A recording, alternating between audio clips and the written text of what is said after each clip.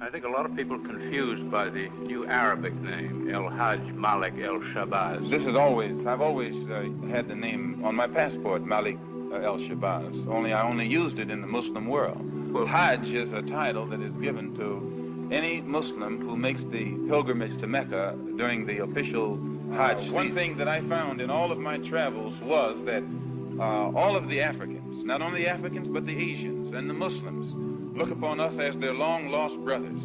And America had actually tricked many of them into a hands-off policy by giving them the impression that she was honestly trying to do something to solve the problem. My argument over there was designed to prove that it is impossible for the United States government to solve the race problem. It's impossible. Never have I witnessed such sincere hospitality and overwhelming spirit of true brotherhood as is practiced by people of all colors and races here in this ancient holy land, the home of Abraham, Muhammad, and all the other prophets of the Holy Scriptures. For the past week, I've been utterly speechless and spellbound by the graciousness I see displayed all around me by people of all colors. I've been blessed to visit the holy city of Mecca. I've made my 7 circuits around the Kaaba, led by a young mutawaf named Muhammad. I drank water from the well of the Zamzam. I ran 7 times back and forth between the hills of Mount Al-Safa and Al-Marwa. I've prayed in the ancient city of Mina, and I've prayed on Mount Arafat. There were tens of thousands of pilgrims from all over the world. They were of all colors, from blue-eyed blondes to black-skinned Africans. But we were all participating in the same ritual, displaying a spirit of unity and brotherhood that my experiences in America had led me to believe never could exist between the white and non-white. America needs to understand Islam because this is the one religion that erases from its society the race problem.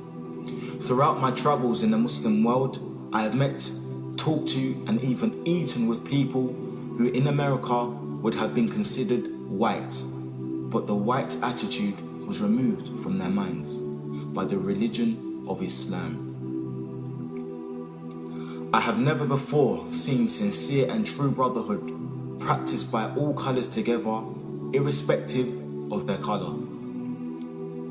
You may be shocked by these words coming from me, but on this pilgrimage, what I have seen and experienced has forced me to rearrange much of my thought patterns previously held, and to toss aside some of my previous conclusions. This was not too difficult for me. Despite my firm convictions, I have always been a man who tries to face facts and to accept the reality of life as new experience and new knowledge unfolds it. I have always kept an open mind, which is necessary to the flexibility that must go hand in hand with every form of intelligent search for truth. During the past 11 days here in the Muslim world, I've eaten from the same plate, drunk from the same glass, and slept in the same bed or on the same rug, while praying to the same God with fellow Muslims, whose eyes were the bluest of blue, whose hair was the blondest of blonde, and whose skin was the whitest of white. And in the words and in the actions and the deeds of the white Muslims, I felt the same sincerity that I felt among the black African Muslims of Nigeria, Sudan and Ghana. We were truly all the same brothers because their belief in one God had removed the white from their minds, the white from their behavior, and the white from their attitude. I could see from this that perhaps if white Americans could accept the oneness of God, then perhaps too they could accept the reality, the oneness of man, and cease to measure and hinder and harm others in terms of their differences in color. With racism plaguing America like an incurable cancer, the so-called Christian white American heart should be more receptive to a proven solution to such a destructive problem. Perhaps it could be in time to save America from imminent disaster. The same destruction brought upon Germany by racism that eventually destroyed the Germans themselves. Each hour here in the Holy Land enables me to have great spiritual insights into what is happening in America between black and whites. The American Negro never can be blamed for his racial animosities. He is only reacting to 400 years of the conscious racism of the American whites.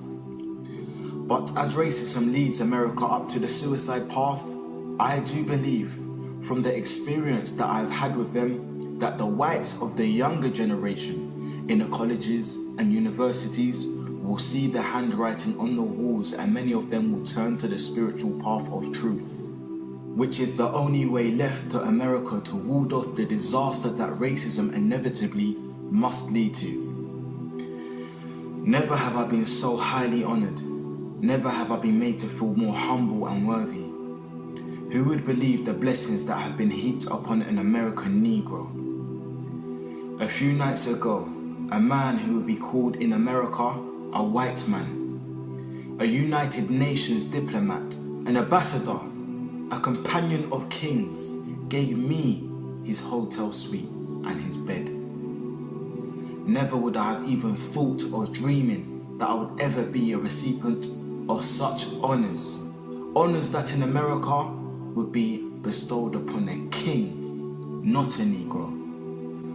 All praise is due to Allah, the Lord of all the worlds.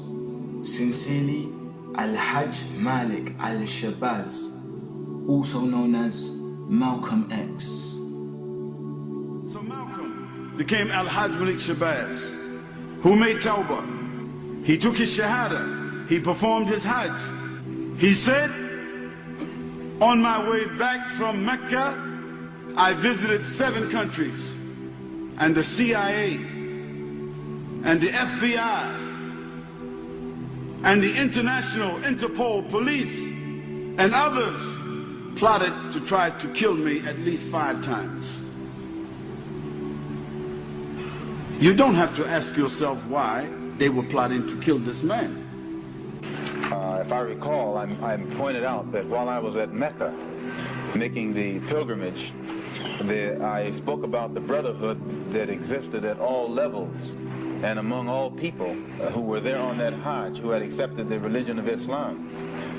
And I pointed out that for what it had done, what the religion of Islam had done for those people over there, despite their complexion differences, that it would probably do America well to study the religion of Islam, and perhaps it could drive some of the racism from this society as it has driven racism from the Muslim society.